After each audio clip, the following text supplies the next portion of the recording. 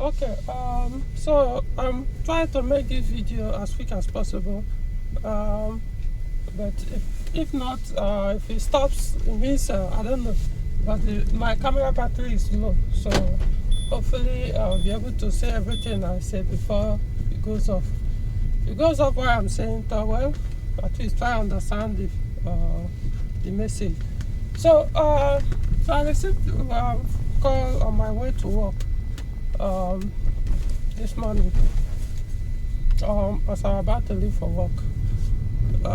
Someone who I think since somebody recommended him, I don't know, I can't remember what he said, but he's having issue with recently purchased, I believe that's what from my understanding, recently purchased Peugeot vehicle with that originally had an SU engine. I don't know which of the SU, maybe SU7. He said SU. Maybe he meant to say EW10 because he said SU10. That's what I had, unless I got him wrong. But he thought the engine, according to him, I think currently has EW7 cylinder head or something. I just didn't get him right, but from what I can understand, I had SU7, EW7. So as if there was that kind of conversion done, but it's having issue, probably like electrical issues, something like that, which for what he was trying to explain was as a result of the conversion. And looking for if I could do the restoration back to, I don't know, or fix or do the conversion properly or restore back to original engine. So I told him I don't do that anymore. As sad as the situation was for him, I was very blunt on that, and so I'm just telling you guys, like I told him, he has not experienced it, so I don't need to explain what could happen if you end up with such a messed up one. Let's see. Yeah, well done. Yeah, good morning. Yeah, good morning. How are family? I'm fine. Well, then we check particulars of vehicle. Okay.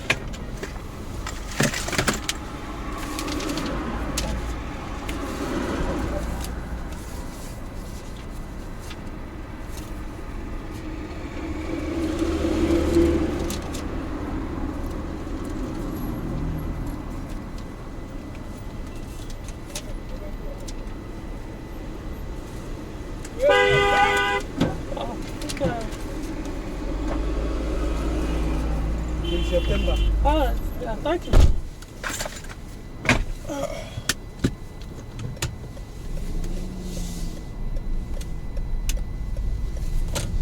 Okay, so let me check the back strength. Like 2 bars more.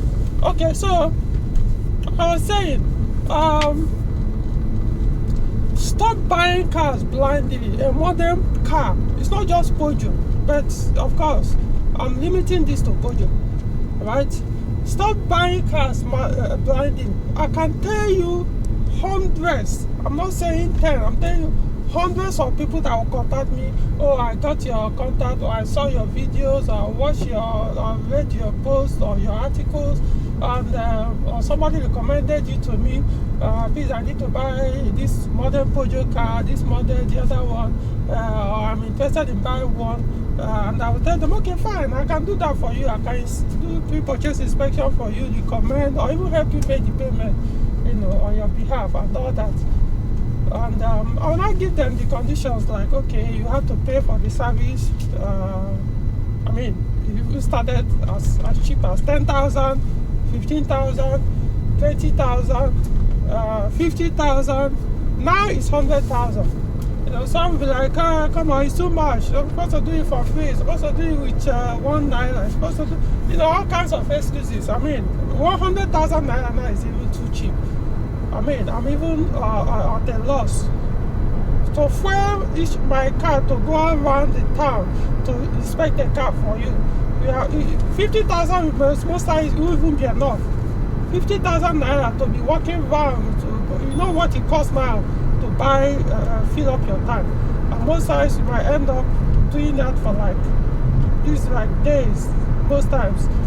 So 50,000 naira for is not even like, I don't even know how to say that. And yet I still have like another 2 years to provide consultancy service for you. So that's what I'm saying. Even that 100,000, I might end up increasing it. But for now, yeah, that's what it is. But my point, the reason why I bought up even when it was 10,000, that if it didn't even matter about how cheap the service is, people will still have something to complain. To them, you're supposed to do it for free. So everything I will be saying about do not do this if you cannot be able to identify those abused, messed up ones. They'll be like, oh, your mother is in a car, you know. Okay, but let me go with a local mechanic. He can do that for me for free. Well, most of these people that ended up with abused ones, it's not as if they went and purchased it. They also went with somebody, maybe a friend they thought knew, because a friend has a car. You know, that's what they usually say. Oh, my friend has a 406 or has a 407, he has a Peugeot, or his experience as a car user. So you'll be able to dictate what exactly. Same thing with local mechanics. In fact, it's even better you go with your friend and the local mechanic, because all they care about is how does the engine sound. Then if you watch my videos, you watch my warning, listen to my warnings, you hear that once you're buying a modern car, modern Peugeot specifically, mechanical should be the least of your worries, because that's not what will give you nightmares. You know. So that's the thing. Stop buying cars blindly. Now I don't know. Like I was telling the guy, okay, if you want, to, if I got him right, that he want to restore the SU10, you restore the car back to SU10 J4R from the EW7 J4, which is the 1.8 or the other part. I'm sure. I hope I got him right. If that is the case, do you know how much it costs to buy an SU10 J4R engine? I told him it costs $1 million. This is only the engine, though. And probably you start doing this, doing that, the wiring harness, maybe they don't cut and join now. So you might end up needing to buy the entire wiring harness of the vehicle, what we regard as dashboard wire, from the tail to the front. Then you buy the engine wiring harness. Of course, other things that come with it, it's not just the engine. There are also mechanical you need to change, depending on how poorly the conversion was done initially. You know, so to restore those things back. And you also be ready to lose some money, because most one thing conversion, sometimes you buy, you won't wash, or you lose the money, the person will not refund you. What do? You keep wasting time, going back and forth, getting police involved, wasting money, spending money, months will be passing. But as a wise person or who understands this thing, most time for me, I'll just go ahead, get another the pass elsewhere, complete my conversion. Then however you want to pursue your money is different. But if you want to keep wasting your time, you know, maybe some people, that's their duty to do, waste that time and get your money back, no matter how it takes. Well, I don't do that way. So that's why most these days I don't even bother doing that kind of restoration anymore, like I told him. Because unfortunately, most people are not car enthusiasts. So the mindset is different. You know, you are thinking, if you're an enthusiast, you know, when you come to car, it's your heart, not your head. So if you are looking at, no, I don't want to lose this cover, I don't want to lose this car, then I don't have the time for you. You know, you don't have that time. Because you need to understand the market. Talking about Nigeria, when it comes to car parts dealers and the rest, you know, you just have to. But otherwise, hey, do it yourself. My point is, I told him I don't do that kind of restoration anymore. People will intentionally go and buy a messed up vehicle or risk it, even after all the warning. Then they will expect, okay, well, I'll just get him to come and restore it for me at a chicken price. If you had paid that 100,000 naira, it would have saved you that 1 million naira you likely might end up trying to fix the car. That's my point. That's the main message of this vehicle. It's not even that guy I'm talking to. I'm talking to generally everyone now who intends to buy a modern car tomorrow. You use one. this guy is maybe the issue might be so minor that somebody else can fix it for him. Like I told him, hey, find somebody that can do that for you, not me. I won't even do any comments for to anybody, because it always come down to, oh, but this person messed up my car, because it was our king that recommended the person for me, so he's also involved. So he takes the blame or responsibility as well. So I've stopped doing that. I've stopped. Yeah, there are some issues on the car that I know that, no, this guy can handle it. But if it's that kind of severe or not, things are not plug and play, no, I can't get involved. If you want to go ahead and meet the person, don't get to me. So if I'm not ready to do that kind of job, it means I won't get involved at all. Not even about recommendation. It's about responsibility. So it's possible that the electrical issue is something somebody else can easily fix, as in very cheap, and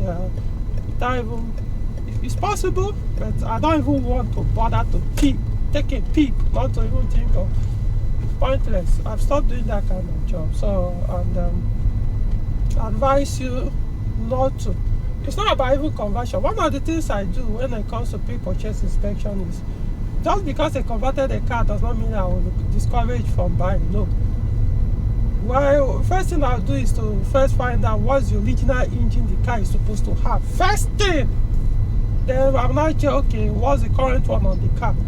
Is it the same model? Then if it's not what I was supposed to find in the engine bay, then I'll now the degree at which I will do the inspection will change, because it's no longer about, okay, the electrical, is there any this? No, it's now that since they've put a different engine, so most likely the electricals might be a mess. So I will now have to be more thorough. How was the electrical part of the conversion done? Not necessarily the mechanicals. And even the mechanical, there are some conversions you could do. I'll be like, okay, most times when you do this kind of mechanical conversion, it will affect this part of mechanical if it was not properly done. So I might take a little bit. Then remember, when you're inspecting a car, most times you have like about 10 minutes. You will even have up to 30 minutes. You know, it's not your vehicle, so the person that has a time limit for you to play around this car is selling. So you can't just start tearing the entire car apart because you want to know everything. So just focus on those primary things, depending on what you find in the beginning, what is meant to be there in the first place. Then from there you now move on. You know. So don't. Oh, video is still playing. So don't put yourself in a harm way. I know that shit happens, so sometimes waiting for pairing. We make some mistakes and the rest. But paired. point is, you have somebody who is telling you, don't do it. It's a different thing. You didn't have anybody to advise. Nobody was able to tell you all these things. You didn't know. We didn't get this information. But unfortunately, most people know about all these things I'm saying. They will still go ahead and do that, and then when it backfires. I'm not saying this same person had this. I'm not saying that's what most people do. Intentionally, they will go and mess up, and then when it now happens, so like, okay, it's not helpful. It's not that. I don't care. Because when I was telling him, one thing about conversion is your mechanic might tell you, oh, is it not just 100,000 naira? Don't worry, just bring it, will do that. You now jump in only to realize that 700,000 have gone, yet the car conversion have not even gone halfway. Sometimes it might be cheap, better, so you will just get another vehicle. I'm telling you guys, conversion is meant for enthusiasts. I'm trying to be very direct.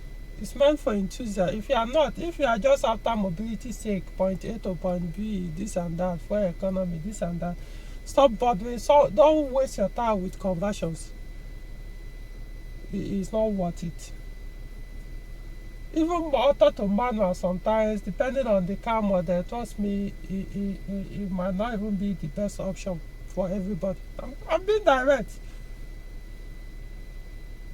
those of us who are into it understand that sometimes conversion, if a car worth ₦1,000,000, you might end up spending close to ₦3,000,000 to convert the vehicle to a particular test of that a car of that same model that actually is available also for sale. For example, I might decide I might get a 406 with 2.0 liter engine, but because of emotional attachment I have for that particular car, I might decide to convert it to a V6 or a V8 engine.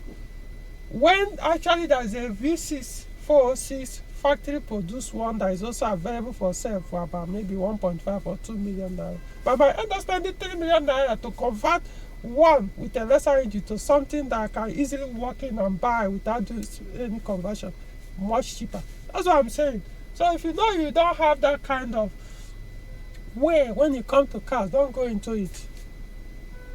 It's only like, okay, maybe it's automatic transmission and the engine is common, the car you can get the parts for the conversion is very common, like if it's a 406 EW10 J4 engine. Of course there are so many of the 406 manual with that engine, so in that case you can easily get the conversion kit to do automatic to manual. But if it's something like 407 V6 and you want to convert it to manual, trust me, you are better off go and look for, if you can find one. I'm talking about the coupe now. It might be cheaper for you that way than trying to do that, because the conversion kits are not available. I did mine, but I knew what it took. Likewise, this car, which is my Z9, my first 2607 V6, no manual in this whole world. Peugeot did not produce manual V6 of this car, both diesel and petrol, the Z9. But I did it. You need to know why it took me to do that. The time, the money, I lost so much. I lost close to 200,000 naira. I'm not complaining. I got it right eventually and I'm enjoying it. But if you tell somebody else who that, you say, why would no, every cup I spend, you must recover it. I don't have, that's why I stop doing that. I don't have that kind of time. So if you want to, you must, because it will waste your time. Months will pass, the car will be left at the workshop. You won't be able to do everything because you won't know, because the parts the person sold to you did not match what you intended to use it on the car. And the person is not willing to refund you or give you something better or something like that. Because most times when it comes to conversion, it's not about, it's where you find the part that matters. And most times you may find those parts you need not from the contacts or the parts dealers you have a relationship with that can easily refund you if what you buy did not match or did not work or is not good enough. So it could be somewhere you purchase it for somebody that you didn't even know that might agree in the initial time that, oh, if it doesn't work, bring it back, I'll refund you or give you another one, only for you to go buy and start playing games. Then you start doing what? Going to station, start reporting, start spending money, you lock him up, you do this thing. Before you know it, months will pass. Your car is there, months after months, nothing is going on. When you can actually go and get from elsewhere, complete the work. That's what I'm saying. If you don't have that, if you are not that enthusiast, forget about people say, you think you are enthusiast until things like this happen. It's your heart. In that case, if you use your head, you realize that it's actually kind of stupid to let somebody cheat you like that. Yeah, it's stupidity to let somebody to walk over you with your money and walk away. But guess what? When did I do this conversion? How many years ago? Look at it, I'm enjoying it now. As in, all those people that did those things, they must have eaten that money they cheated me on and all those things. Oof, gone. But now this car, I'm loving it every day. It's still in perfect, in good condition. I mean, okay, I don't normally use the word perfect when it comes to cars because there's always a room for improvement. But I'm saying it's serving the purpose even more than I expected. I'm enjoying the car more than I expected, or even before the conversion. So that's the point. But the other person will not see it that way because it will like, no. So don't go into something you know you might end up regretting. Most times it might be easier, cut it off at that time. Yeah, you bought the car 1 million naira and it has eaten up to 500,000. Issue remain. It can't be solved. You messed up the car. You didn't know. Might be easier to start saving up for another car or sell off that one or whatever you may get it. If you are not that type, if you are not like me, because you might keep doing that, they keep eating, you put on another 500k, eat it up, issue remain unsolvable. Like I told you, any car can be converted. You can put a V8 engine in a 406. How much are you willing to spend? How many times are you the patient type? Are you willing to let some things go on to get that the goal you want? If you are not, don't go in. So how this message? Oh, it's almost remaining 1 bar now. So that's it. So until another time.